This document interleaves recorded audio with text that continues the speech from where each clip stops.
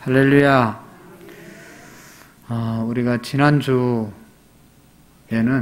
여호수아에 대해서 함께 생각해 봤죠. 여호수아의 신앙, 여호수아 하면 생각나는 것이 여러 가지가 있는데 한마디로 불변의 신앙을 마지막까지 지켜나갔다. 처음에 그가 모세의 종으로 시작해서 또 민수기 13장에 보면 가나안 땅 점탐하러 갔다 와서도 믿음의 말을 하고 그 이후에 죽을 때까지 나는 여호와만을 섬기겠노라. 나와 내 집은 여호와만을 섬기겠노라. 그렇게 말씀하고 너희도 오늘 섬길 자를 선택하라 하는 그런 결단을 백성들에게 이렇게 요구했다고 그랬잖아요. 그러니까 여호수아의 믿음 여러 가지로 말할 수 있는데 처음이나 마지막이나 똑같이 이렇게 갈 수 있었던 그런 믿음이었다. 여러분 저를 위해서 기도해 주시기를 바라는 것은 정말로 처음 초심을 잃지 않는 그런 목회자, 또 처음 믿음으로 늘 전진하는 그런 목사가 되도록 위해서 기도해 주시고, 우리 교회를 위해서 기도할 때도 처음 교회를 개척할 때 교회에 저와 여러분들이 예수님 만났을 때 또 우리가 직분을 받으면서 또 은혜를 받으면서 결심했던 그것이 변치 않았으면 좋겠어요. 인간이기 때문에 왔다 갔다 할 수 있지만 항상 그 마음, 여호수아처럼 어떤 사람은 선서를 해놓고도 자기가 선서한 거 하나도 안 지키는 그런 것을 볼 때 너무나 마음이 참 안 좋습니다. 하나님은 다 기억하고 계실 텐데 말이죠. 우리가 사람이기 때문에 왔다 갔다 할 수 있습니다. 그러나 기도하면서 여호수아처럼, 여호수아는 불변의 믿음 가졌는데 나도 하나님 불변의 믿음을 주시옵소서. 우리 한국 교회가 130년, 140년 돼가면서 점점 어려워지고 있다고 하는데 그 어려워지는 이유 중에 하나는 사회적인 현상도 있을 수 있지만 우리의 믿음이 변질되었기 때문에 그럴 수 있잖아요. 열심히 모여서 일주일에 전도하던 교회가 일주일에 한 번도 제대로 전도 안 하고 교회가 어떻게, 신앙이 어떻게 늘 나와서 기도하던 사람이 기도 일주일에 한 번도 안 나와서 기도하면서 어떻게 신앙이 그대로 잘 될 수 있겠어요? 쇠퇴할 수밖에 없는 것이죠.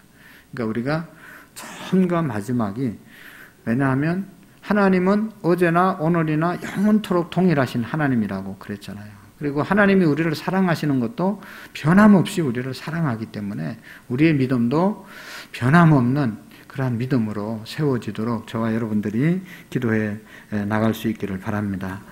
이제 오늘은 이 여호수아 다음에 이제 사사시대가 시작되고, 사사시대에 12사사가 있었고 그 마지막에 이제 사무엘도 사사로 볼 수도 있는데, 왜냐하면 사무엘이 사울 왕을 세웠잖아요. 그러니까 왕이 세워지기 전까지는 선지자들이 이스라엘 나라를 다스리고 인도하고 하나님의 계시를 받아서 이렇게 했는데, 그래서 마지막 사사라고도 볼 수 있는데, 이 사무엘이 마지막으로 자기 백성들에게 이제 오늘 11장에 보면 그들이 우리에게도 왕을 달라고, 그래서 하나님께서 사무엘에게 그렇게 백성이 원하니 그들에게 왕을 세워주라.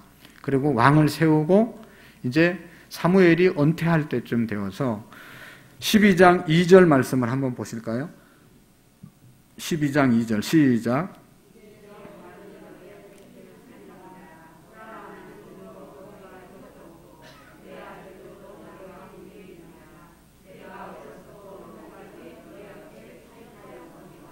아멘. 에어컨 좀 꺼주시면 좋겠어요. 뒤에 다시 한번 여기 시작. 이제 왕이 너희 앞에 출입하느니라. 보라, 나는 늙어 머리가 휘어졌고 내 아들들도 너희와 함께 있느니라. 내가 어려서부터 오늘까지 너희 앞에 출입하였거니와. 아멘. 이제 사무엘의 상태를 얘기하고 오늘 이제 그 뒤에 말씀을 쭉 하는 겁니다. 그러니까 머리가 어떻게 됐다고요? 휘어졌다. 까매졌다가 아니고 휘어졌다. 이제 왕이 세워지고 나도 나이가 많고 머리가 휘어졌다. 그래서 이제 어떻게 될지 모르니까 이제 정말로 귀한 말씀을 하는 거죠. 연세가 들고 얼마 안 남았다고 생각하면서 하는 말, 그런 것들은 정말로 너무 귀한 말만 하잖아요. 고추고 가는 사람이 쓸데없는 말 하는 사람 보셨어요? 그러니까 마지막 때가 되면 신실한 진실한 말만, 정말로 중요한 말만 하고 사는 거죠. 그래서 이 사무엘이 이제 머리가 휘어지고 요즘 우리말로 말하면 은퇴할 때가 다 되고 그랬을 때 정말로 귀중한 말씀을 하고 있는 내용들이 오늘 본문의 내용입니다. 그래서 한마디로 이 마지막 이 사무엘이 백성들에게 꼭 부탁하는 것은 오늘 여기 쭉 보시잖아요. 여기 보시면 이제 하나님을 22절을 말씀을 한번 보시기를 바랍니다. 여호와께서 너희를 자기 백성으로 삼으신 것을 기뻐하셨으므로, 오늘 새벽에 말씀드렸죠. 사무엘 상하의 주제는 이겁니다. 하나님께서 우리를 자기의 백성으로 삼으셨다. 할렐루야. 하나님이 우리를 자기의 백성으로 삼으신 것을 기뻐하셨다. 그런 거로 하나님께서 자기의 백성을 책임지신다는 것이죠. 여호와께서 그의 크신 이름을 위해서라도 자기 백성을 버리지 아니하실 것이요. 이게 주제입니다. 하나님께서는 자기 백성으로 선택한 백성을 절대로 버리지 아니하신다. 할렐루야. 그래서 우리가 하나님의 백성으로 부름받고 하나님이 버리지 않는다는 그 믿음으로 꼭 살아가셔야 됩니다. 그리고 이제 사무엘이 23절의 말씀에 보시면 같이 읽습니다. 시작. 나는 너희를 위하여 기도하기를 쉬는 죄를 여호와 앞에 결단코 범하지 아니하고 선하고 의로운 길을 너희에게 가르칠 것인저. 아멘. 이제 유명한 말씀이죠. 기도하기를 쉬는 죄를 범하지 아니하겠다. 이게 사무엘이 그 당시에 백성들에게 어떻게 이제 은퇴할 때쯤 돼서 마지막으로 이렇게 하시는 너무너무 중요한 말씀입니다. 내가 지금까지도 기도했는데 앞으로도 기도하기를 원한다. 너희들도 같이 기도했으면 좋겠다 하는 그런 말씀이죠. 사무엘은 일생 동안 끊임없이 기도하면서 살아왔다는 것을 우리가 압니다. 뒤에서도 말씀을 드려요. 오늘 새벽에 보면 사무엘이 어떻게 태어났다고 그랬죠? 자기 어머니가 한나, 기도하는 어머니, 기도해서 사무엘을 얻었잖아요. 사무엘도 평생을 기도하면서 살고, 특별히 기도에 대해서 그는 보통 예민한 것이 아닙니다. 기도는 안 해도 되고 안 해도 되는 그런 것이 아니고, 기도는 뭐 힘들고 나태해서 못하는 것, 그렇게 이해하지 않고 기도하기를 쉬는 죄를 범하지 않겠다. 기도에 대한 생각이, 사고가 해도 되고 안 해도 되고 힘들면 안 하고 뭐 이렇게 하는 것이 아니라 기도하는 것을 안 하면 죄를 범하는 것이나 마찬가지다. 우리는 어떻습니까, 여러분? 기도 안 할 때 내가 하나님 앞에 참 죄를 짓고 있구나 이런 생각 별로 안 하잖아요. 내가 바쁘니까 안 하고 힘드니까 안 하고 뭐 다른 일 때문에 안 하는 거지 뭐 기도 안 한다고 그게 죄가 되냐, 그렇게 대부분 생각하고 살지만 사무엘은 그렇게 생각하지 않았다는 것이죠. 기도하기를 쉬는 죄를 범하지 않게 해서, 기도를 쉬는 것이 곧 하나님 앞에서 죄를 짓는 것처럼 아주 예민하게 기도에 대해서 총명하게 생각하고 말씀하는 것이죠. 여러분, 기도라고 하는 건 너무 중요한 것 너무나 잘 알고 있습니다. 여러분, 우리가 구약 성경, 신약 성경 쭉 보면 우리 선지자들이 또 믿음의 사람들이 기도했던 내용들이 얼마나 많이 기록되어져 있습니까? 우리 앞에서 보았던 모세의 기도, 출애굽기 32장의 말씀에 보시면 그 모세가 산에 올라가서 십계명 받고 내려올 때, 모세가 40일 동안 시내산에 올라가서 안 보인다고 그들이 우상을 만들어서, 금송아지를 만들어서 그것을 섬기고 있을 때 십계명 받아서 내려오다 그 현장 보고 너무 화가 나가지고 집어 던지지 않습니까? 그럴 때 하나님께서 내 백성을 이제 완전히 여기에서 목이 곧은 백성이다, 더 이상 살려줄 수 없다, 그래서 다 멸하려고 할 때 모세가 뭐라고 기도했죠? 출애굽기 32장에 보면 하나님, 내 백성을 멸하려면 나를 멸하시고 내 백성을 살려주십시오. 여기에서 죽이면 하나님도 영광이 안 됩니다. 그러면서 자기를 죽여달라고 그러고 자기 백성을 살려달라고 그러는 그런 기도가 있잖아요. 모세의 그 어떤 지도자의 중요한 모습을 보여주는 그러한 기도 내용이 있습니다. 다니엘서도 보면 다니엘이 기도했다는 내용, 다니엘이 얼마나 훌륭한 정치가였습니까? 또 환상을 보는 그런 훌륭한 사람이었지만 다니엘이 하나님 앞에 기도했다는 것, 하루에 3번씩 열린 창을 향해서 자기 민족을 향해서 기도했다. 예? 기도하면 다른 신에게 절하면 사자굴 속에 들어가고 풀무불 속에 들어가는 것 알고 있었지만 내가 죽으면 죽으리라고 생각하고 다니엘이 하나님께 기도하는 그런 모습으로 우리가 볼 수가 있잖아요. 다니엘이 훌륭하게 정치를 한 그러한 정치가라고도 우리가 생각할 수가 있지만 그렇게 훌륭한 정치가가 되고 존경받는 험없는 사람이 될 수 있었던 것은 늘 그렇게 기도하는 삶을 살았기 때문에 다니엘이 그렇게 훌륭한 삶을 살았다 하는 것을 우리가 너무나 잘 알고 있습니다. 신약에 와서 보면 여러분 예수님의 기도, 요한복음 17장 이하에 보면 예수님의 기도가 거기 쭉 나오고 있습니다. 너희가 서로 사랑하면 이로써 모든 사람이 내 제자인지 알게 될 것이다.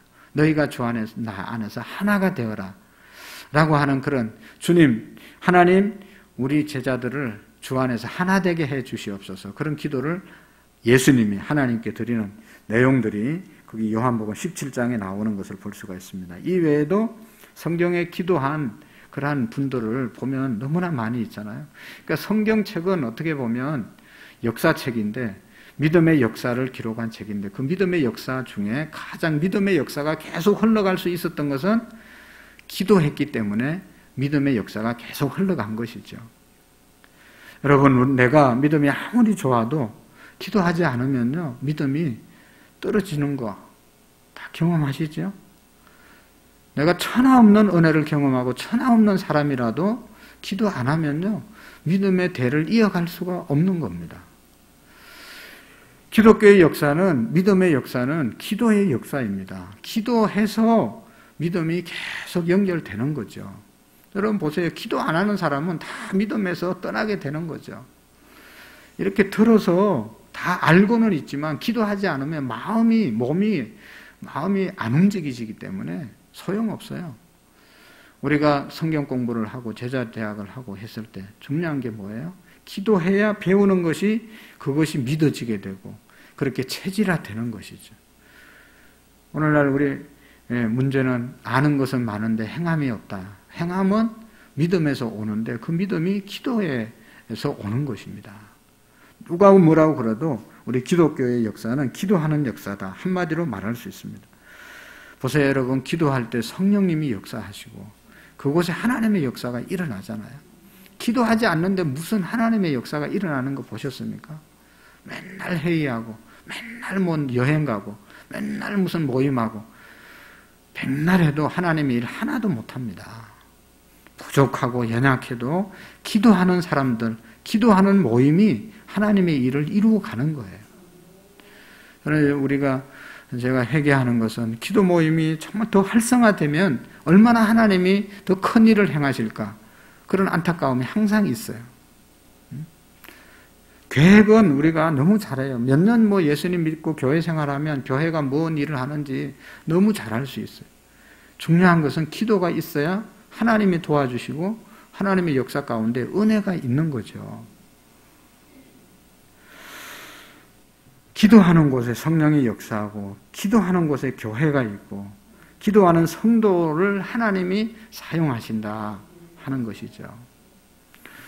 우리 이제 지난주에도 고 조영계 목사님 얘기를 했는데 정말로 본받아야 되고 본받지 못한 것이 너무 안타깝고 회개하는 마음으로 말씀을 들었는데 그분이 제일 그 큰 일을 하실 수 있었던 것은 기도 생활이잖아요. 기도 생활. 그만큼 기도하는 사람이 거의 없는 사람이잖아요. 그러니까 날마다 기도하셨는데 그러니까 그 큰 일을 했는데 우리도 그런 성경의 내용이 예수님의 생애가 다 기도라는 것을 우리가 기억하고 다시 한번 우리 교회가 여러분 우리 각자가 기도를 회복하는 은혜가 있기를 축복합니다. 사무엘은 아까도 얘기한 것처럼 기도로 탄생하고 기도로 성장한 사람이 사무엘입니다. 사무엘서 찾았으니까 오늘 아침에 읽었던 1장 20절 말씀을 한번 읽어보실까요? 다 같이 한번 찾아보실까요? 오늘 새벽에 읽었던 말씀 중에 한 구절인데요. 사무엘이 어떻게 태어났는가? 1장 20절 시작. 한나가 임신하고 그때에 아들이 나 사무엘이라 이름하였으니 이는 내가 여호와께 그를 구하였다 함이었더라. 아멘. 그의 어머니가 누구라고요?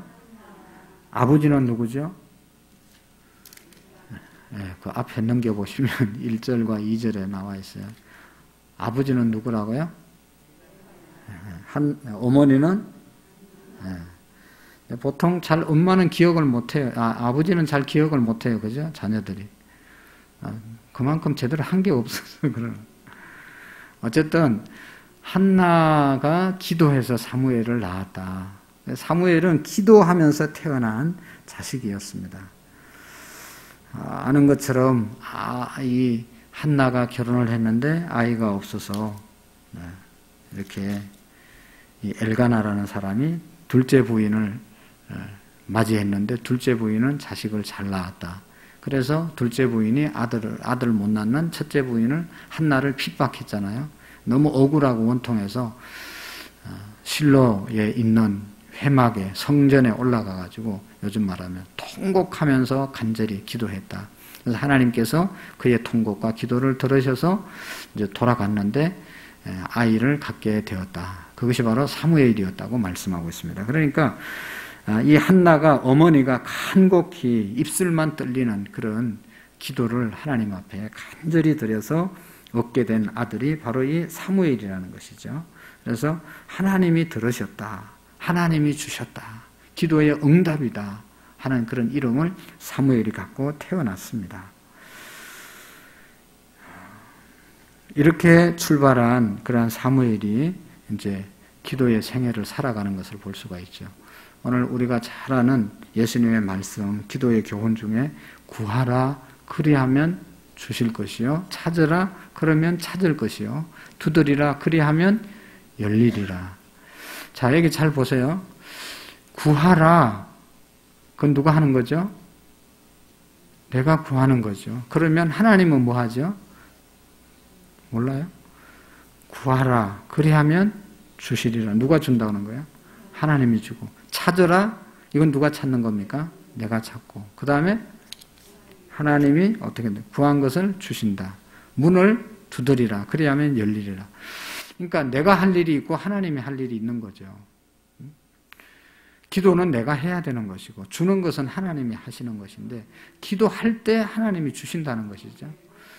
기도 안 하는데도 주는 것은요, 그거는 하나님의 축복이라고 말할 수 없습니다.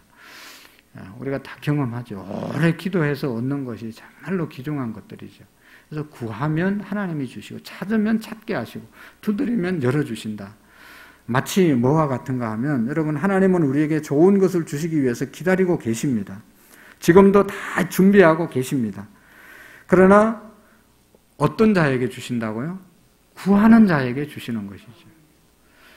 이게 좋으신 하나님 아니겠어요? 하나님께 다 있는데 놀고 있는 사람도 주신다. 그러면 그런 하나님은 안 믿을 것 같아요. 구하는 자에게, 찾는 자에게, 두드리는 자에게, 노력하는 자에게, 애쓰는 자에게 주시는 분이 하나님이시죠. 내가 씨를 뿌립니다. 땅이 좋아서 자라게 하고 열매 맺게 하는데 누가 많이 거둡니까? 땅에 뿌렸을 뿐만 아니라 계속 가꾸고 관리하고 땀 흘려서 가꾸는 자가 많은 것을 거두는 겁니다. 이게 일반적인 진리이고 하나님의 진리인 것이죠. 곡식만 심어놨다고 뿌렸다고 그냥 60배, 100배, 120배를 거두는 게 아니고 그 곡식이 잘 될 수 있도록 계속해서 땀을 흘리고 가꾸고, 농사는 정말로 사람들이 발걸음을 발자국 소리를 듣고 잘한다고 그러지 않습니까? 계속해서 보살펴야 되는 것이죠.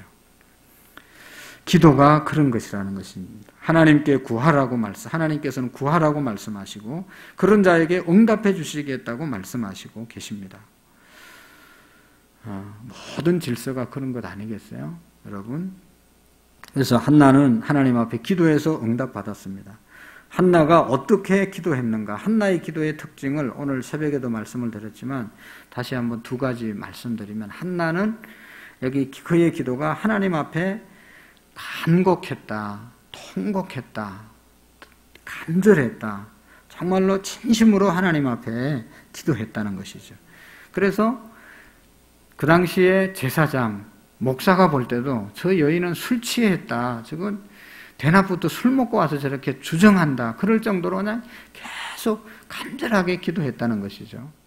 이것이 우리가 한나의 기도에서 배워야 될 점이죠. 간절한, 간곡한 기도를 드렸습니다.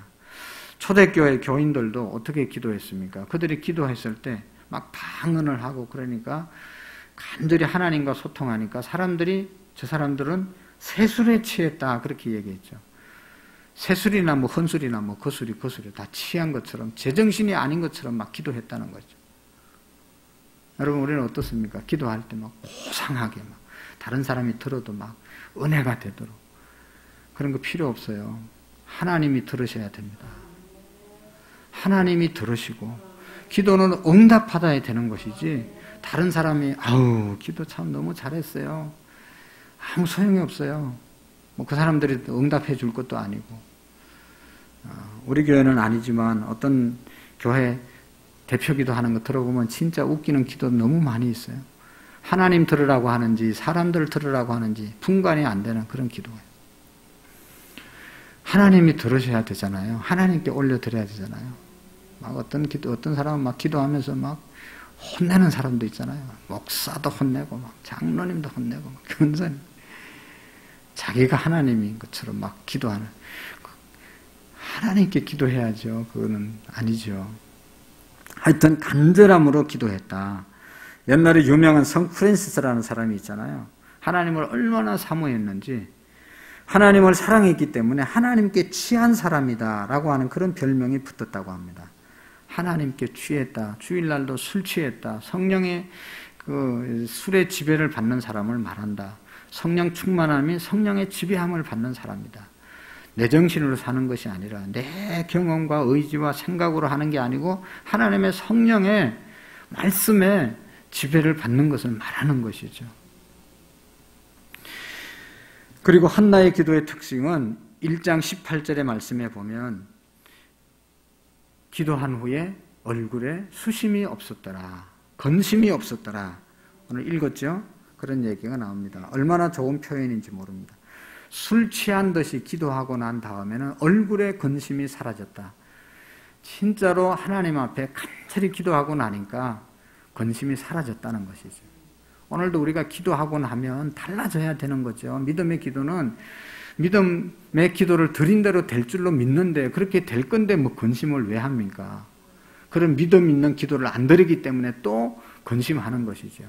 기도해놓고도 안 될 거야. 기도해놓고도 글쎄 그러면 참 너무 믿음 없는 기도를 드린 거죠. 이 한나가 술 취한 여인처럼 기도하고 난 다음에 다시는 얼굴에 건심이 없었더라. 하나님의 응답을 그가 믿고 간 것이죠. 구한 바를 주실 줄로 믿었던 믿음이라는 믿음의 기도를 드렸다는 것이죠.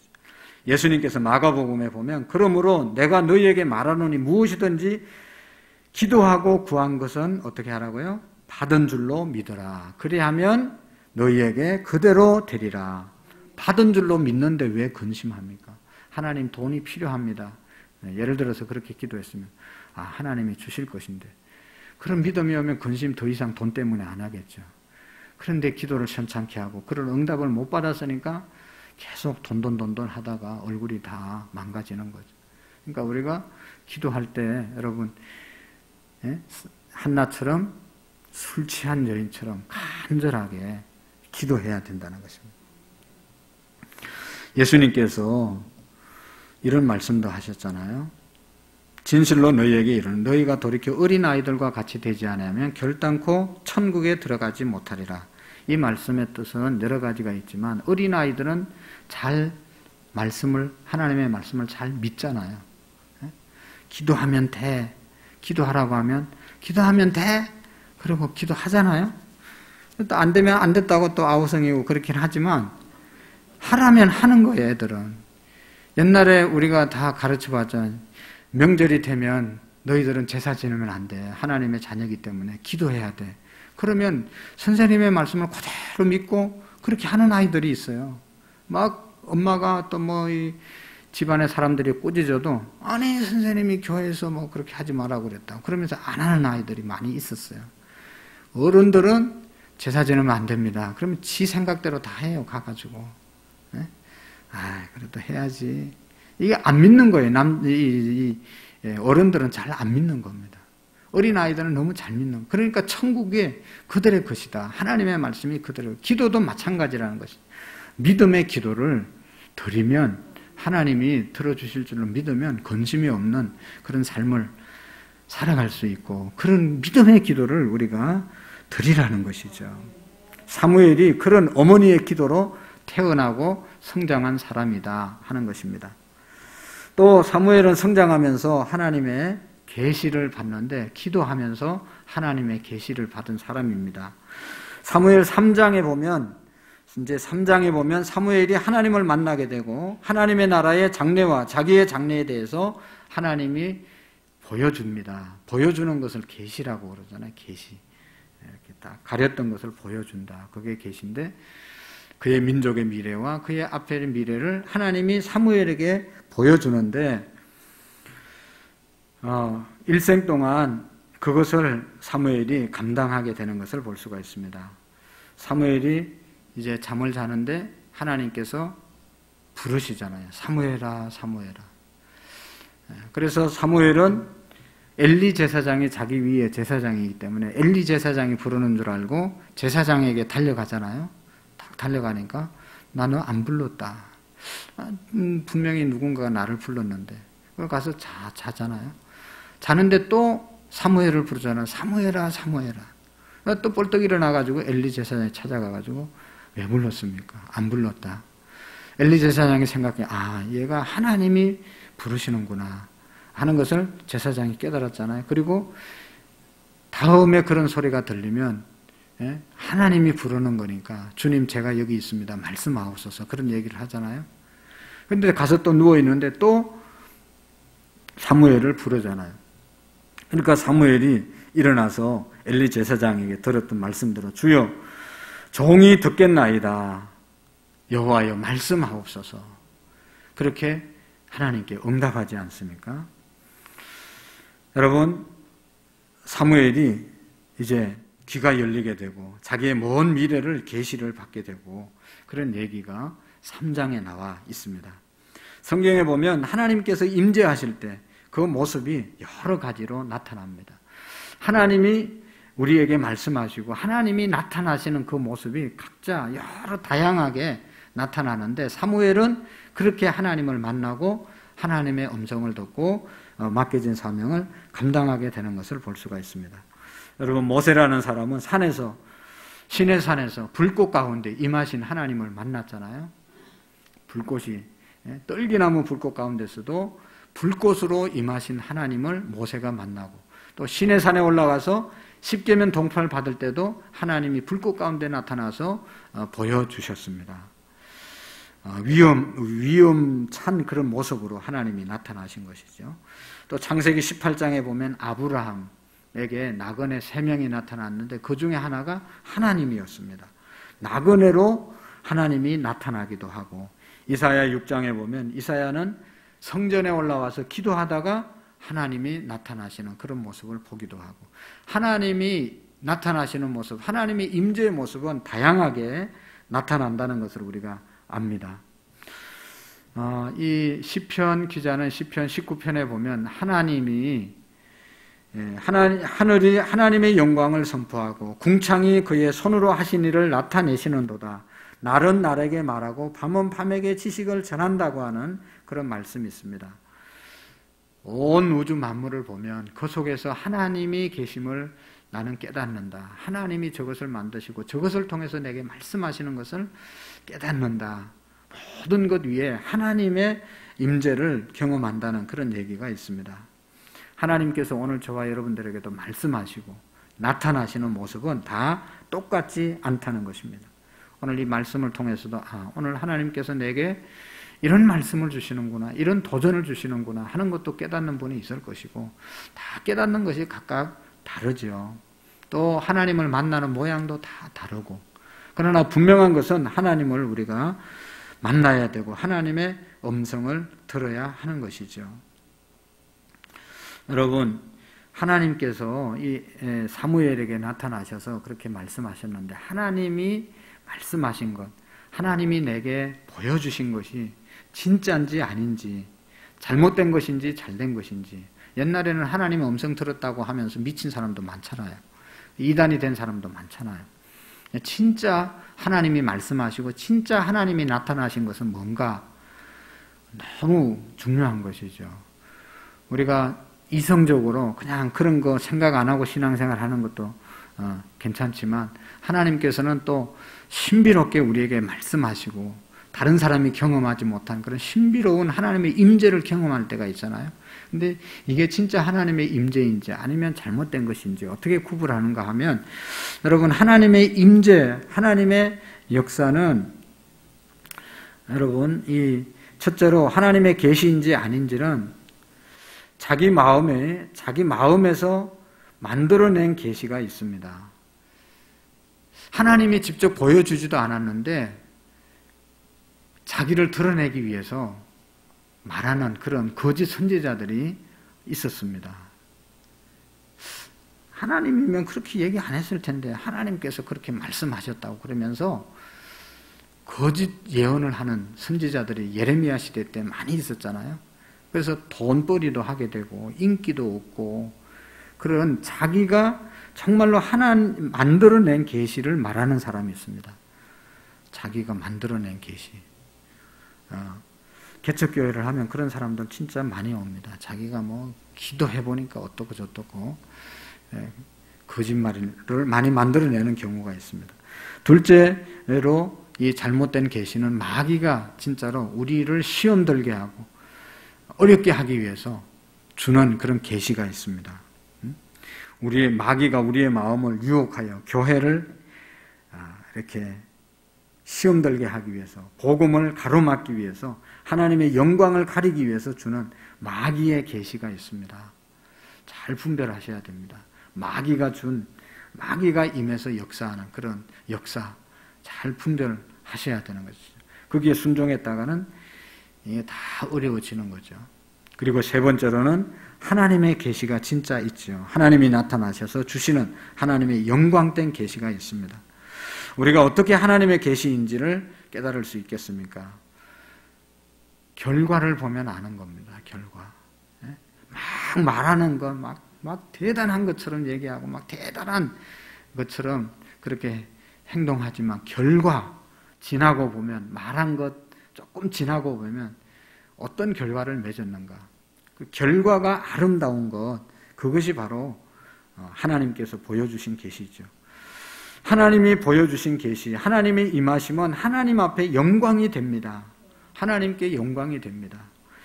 계시가 선포되는 곳에 하나님의 영광이 나타나고 하나님의 이름이 높아지고 복음이 빛나게 되는 것입니다.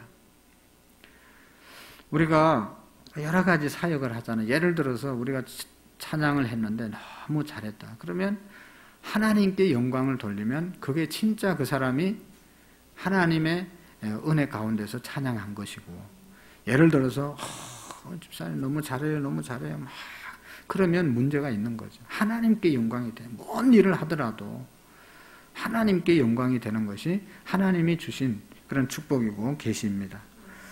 두 번째로는 하나님이 주신 계시는 사람을 사랑하는 계시입니다. 하나님의 계시를 받았다고 하면서 사람을 미워한다면 올바른 계시가 아닙니다. 하나님의 계시를 받았다는데 시기하고 질투하고 이간질하고 이건 아닙니다. 자기를 드러내고 사람을 사랑하는, 어떠한 경우에도 복음을 전가하려고 애쓰는 그런 사랑의 결과 나타나는 것이 하나님이 주신 계시입니다. 그리고 가장 중요한 것은 성경의 말씀과 일치되는 것, 성경의 사상과 같이 가는 것, 이것이 하나님이 보여주신 계시죠.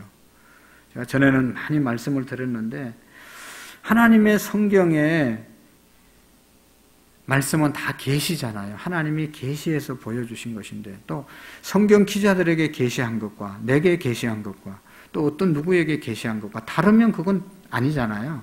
성경 기자에게 계시해 준 내용이나 내가 기도해서 정말로 하나님의 계시를 받았다고 하면 성경을 감동시킨, 그래서 기록한 말씀이나 내가 받은 계시의 말씀이나 같을 수밖에 없는 것이죠. 하나님이 주셨으니까. 같은 하나님, 한 하나님이 주셨으니까 받는 사람은 다르더라도 주시는 분이 한 분이시기 때문에 받은 것이 같아져야 되는 것이죠. 그러니까 어떤 계시를 받았다고 할 때 성경에 없는 얘기라든지 성경은 사랑하라고 말하는데 자기는 그 반대의 얘기를 하면 이건 하나님의 계시가 아니라는 것입니다. 성경의 사상과 같아야, 일치돼야 그것이 진정한 하나님이 주신 계시입니다. 하나님 앞에 영광이 되고 사람들을 사랑하고 하나님의 말씀과 맞는 것, 이것이 하나님이 주신 계시이죠. 우리가 잘 분별했으면 좋겠습니다. 그리고 마지막으로 여러분, 이 사무엘은 그렇게 기도함으로 마지막 직분을 잘 감당하는 그런 사람이었습니다. 모든 것을 기도해서 했죠. 그래서 여기 이제 마지막 아까도 읽었지만 23절에 나는 너희를 위하여 기도하기를 쉬는 죄를 여호와 앞에 결단코 범하지 아니하고 선하고 의로운 길을 너희에게 가르칠 것인저. 할렐루야. 이렇게 기도하는 저와 여러분들이 되기를 원합니다. 우리나라에 유명한 정말 슈바이처 같은 의사 선생님이 있었지요. 이북에서 넘어온 장기료 박사님. 부산에서 이제 사역하다가 돌아가셨는데 김일성 맹장 수술을 했다는 그런 얘기도 있습니다. 너무나 훌륭한 의사이고 그냥 이렇게 무료로 많이 치료해주고 돈 없다고 하면 병원 뒷문으로 그냥 나가라고 하고 이렇게 했다는 그런 분이 계시잖아요. 이분이 했던 유명한 말 중에 하나가 수술은 내가 하고 치료는 하나님이 하신다. 치료는 내가 의사이기 때문에 하지만 회복해 하시고 진짜 살리는 분은 하나님이시다. 그러니까 하나님께 기도해야 된다 하는 그런 얘기를 늘 하셨다고 합니다. 유명한 미국의 이 치약회사 콜게이트라고 하는 그런 회사, 이 콜게이트라고 하는 이 소년이 시골에 살다가 자기 삼촌집에서 비누 만들어 보는 그런 일을 하다가 도시 맨하탄으로 이렇게 배 타고 나와서 큰 사업을 일으켰는데 배 타고 나올 때 어떤 어른을 만났는데 어린아이가 나가니까 너 어디 가냐? 제가 이제 도시 나가서 돈을 좀 벌려고 그럽니다. 네가 할 수 있는 게 뭐냐? 비누 만드는 거 아는데 그거라도 해서 사업하려고 그럽니다. 사업하려면 3가지를 꼭 기억하고 하면 정말로 복을 받을 것이다. 그러면서 3가지를 가르쳐줬다는 겁니다. 하나는 정직하게 비누를 만들어라. 돈 벌려고 사람들 속여서 만들지 말고 정직하게 해라. 2번째로는 기도하면서 사업을 운영해 가라. 어떤 일이 있더라도 기도할 때 된다. 그리고 마지막에는 11조 생활 잘해라. 그래서 이 소년은 그거 나와가지고 정말로 도시 와서 남을 속이지 않고 정직하게 일하고 기도하면서 하고 11조 생활 잘 했다고 그러잖아요. 나중에 그가 성공하고 난 다음에 그 어르신의 얘기를 듣고 실천한 것이 이렇게 큰 사업을 일으키게 되었다고 그런 간증을 읽어볼 수가 있습니다. 기도는 상상할 수 없는 큰 업적을 이루게 하시는 것이죠. 사랑하는 성도 여러분, 우리가 사무엘처럼 한나처럼 다시 한번 우리가 기독교의 본질이라고 말하면 기독교 믿음 역사 다 기도를 통해서 일어나는 것 아닙니까? 다시 한번 우리가 기도로 돌아가서 우리가 뭐 전도하는 것도 기도하는 사람이 하지 기도 안 하는 사람은 데려왔다가도 다 또 떨어지고 없어집니다. 모든 것이 기도의 열매입니다. 우리의 자녀들이 지금 힘들고 어려운 분이 있어도 기도하면 다 돌아온다는 거 너무 잘 알잖아요. 기도의 어머니들이 산 정인이잖아요. 실망하지 말고 다시 한번 우리가 기도하는 오늘 나오신 분들이 기도에 정말로 뿌리 씨앗이 되어서 우리 교회가 더 뜨겁게 기도로 일어나는 그런 역사가 있도록 쓰임받는 저와 여러분들이 되기를 원합니다. 기도하시겠습니다. 하나님 아버지 감사합니다. 이 시대에 가장 필요한 것 하나님의 은혜이고 하나님의 도우심이고 하나님의 능력임을 믿습니다. 하나님의 도움, 하나님께 쓰임받는 것 기도할 때 가능한 줄로 믿사오니 하나님 기도하는 사람 사용하는데 우리 모두가 기도의 사람들 되게 해 주옵소서. 예수님의 이름으로 기도하옵나이다. 아멘.